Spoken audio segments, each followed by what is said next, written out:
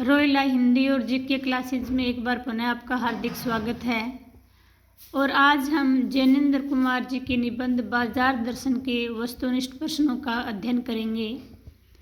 जैनेन्द्र कुमार जी का जन्म 1905 ईस्वी में और उनकी मृत्यु 1990 ईस्वी में हुई थी।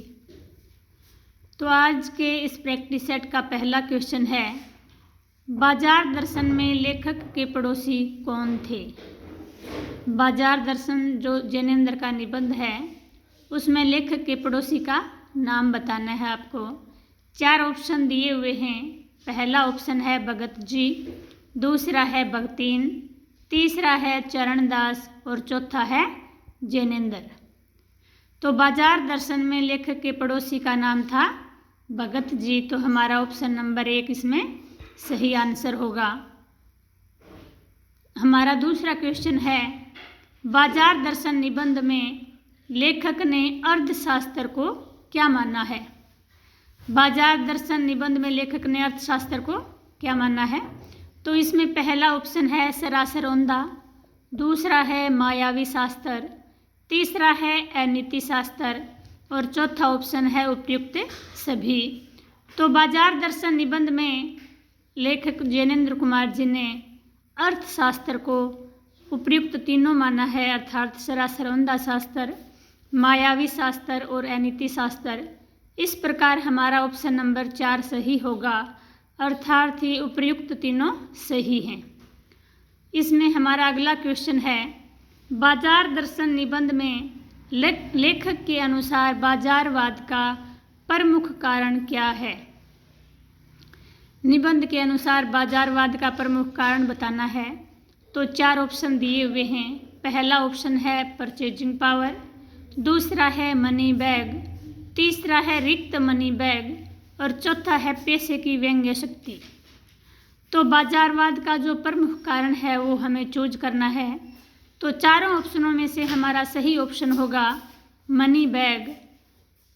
मनी बैग ही बाजारवाद का प्रमुख कारण है। और हमारा अगला क्वेश्चन है, बाजार दर्शन में लेखक के अनुसार परचेजिंग पावर क्या है। परचेजिंग पावर का आशय बताना है। तो पहला ऑप्शन है मनुष्य का गर्व, दूसरा है मनुष्य का उत्साह है, तीसरा है सच्चा लाभ और चौथा है बाजार की जादुई ताकत। तो बाजार दर्शन में लेखक के अनुसार परचेजिंग पावर व्यक्ति या मनुष्य का गर्व होता है कि मैं इतनी चीज़ें खरीद सकता हूँ। तो इसमें हमारा ऑप्शन नंबर 1 सही होगा। हमारा अगला क्वेश्चन है, जो मनुष्य बाजार की सार्थकता नहीं जानते वे अपनी परचेजिंग पावर से बाजार को कौन सी शक्ति देते हैं। कि जो बाजार की सार्थकता नहीं जानते वे बाजार को एक शक्ति देते हैं, उस शक्ति का नाम बताना है। तो 4 ऑप्शनों में से सही ऑप्शन चूज करेंगे। पहला ऑप्शन है विनाशक शक्ति, दूसरा ऑप्शन है शैतानी शक्ति, तीसरा ऑप्शन है व्यंग्य शक्ति और चौथा ऑप्शन है उपयुक्त सभी। तो जो व्यक्ति बाजार की सार्थकता नहीं जानते वे अपनी परचेजिंग पावर से बाजार को ये उपयुक्त तीनों शक्तियाँ प्रदान करते हैं, विनाशक शक्ति, शैतानी शक्ति और व्यंग्य की शक्ति। इस प्रकार हमारा ऑप्शन नंबर 4 सही होगा। और आज के इस प्रैक्टिस सेट का अगला क्वेश्चन है, बाजार दर्शन का प्रतिपाद्य क्या है। उद्देश्य बताना है बाजार दर्शन का। तो पहला ऑप्शन है बाजार से लाभ, दूसरा है बाजार जाने की सलाह है, तीसरा है बाजार के उपयोग की विवेचना और चौथा है बाजारीकरण। तो बाजार दर्शन निबंध का प्रमुख उद्देश्य या प्रतिपाद्य है बाजार के उपयोग की विवेचना करना, अर्थात बाजार जाते समय हमें किस चीज़ों का ध्यान रखना चाहिए और बाजार का उपयोग हमें किस प्रकार करना चाहिए। तो हमारा ऑप्शन नंबर 3 इसमें सही होगा। अगला क्वेश्चन है, बाजार को शैतान का जाल किसने कहा है। बाजार को शैतान का जाल कहा है निबंध में, तो वो किस व्यक्ति ने कहा है। 4 ऑप्शनों में से एक को चुनना है। पहला ऑप्शन है लेखक ने कहा, दूसरा है पत्नी ने, तीसरा है स्वयं बाजार ने और चौथा है लेखक के मित्र ने।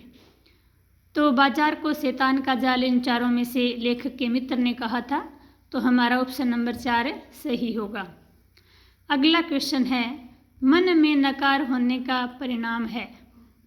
मन में नकार होने का क्या परिणाम है? तो चारों ऑप्शनों में से एक सही ऑप्शन चूज करेंगे। पहला है लोभ की जीत, दूसरा है लोभ की हार, तीसरा है आदमी की जीत और चौथा है लोभ की जीत और आदमी की हार। तो मन में नकार होने का परिणाम चौथा ऑप्शन सही होगा कि इसमें लोभ की तो जीत हो जाती है और मनुष्य या व्यक्ति की हार हो जाती है अगर हमारे मन में नकार उत्पन्न हो गया तो। अगला है, परचेजिंग पावर से क्या आशय है? परचेजिंग पावर का आपको आशय बताना है। तो पहला ऑप्शन है बेचने की शक्ति, दूसरा है कम खरीदने की शक्ति, तीसरा है सस्ता खरीदना और चौथा है पैसे के बल पर अधिक खरीदना और दिखावा करना। तो परचेजिंग पावर का सही आशय इन चारों में से नंबर 4 है, अर्थात पैसे के बल पर हम अधिक खरीदते हैं और दिखावा करते हैं कि हम में इतनी खरीदने की ताकत है, वही परचेजिंग पावर का आशय होता है। अगला है, जैनेंद्र को किस रचना के लिए साहित्य अकादमी पुरस्कार मिला था? जैनेंद्र कुमार जी को साहित्य अकादमी पुरस्कार मिला था, तो वो किस रचना के लिए मिला था? तो 4 ऑप्शन दिए हुए हैं, इसमें से सही ऑप्शन चूज करना है। पहला है त्यागपत्र, दूसरा है पाजेब, तीसरा है मुक्तिबोध और चौथा है सुनीता। तो इसमें जैनेंद्र जी को मुक्तिबोध उपन्यास के लिए साहित्य अकादमी पुरस्कार मिला था, तो हमारा ऑप्शन नंबर 3 में सही होगा। और आज के इस प्रैक्टिस सेट का हमारा अंतिम क्वेश्चन है, मन खाली होने से क्या तात्पर्य है? अर्थात अगर हमारा मन खाली हो गया उसका हम आशय किस चीज़ से लेंगे? पहले ऑप्शन में मन में विकार न होना, दूसरे में मन में कोई लक्ष्य न होना और तीसरे में मन चंचल न होना और चौथे में मन में शुद्धता ना होना।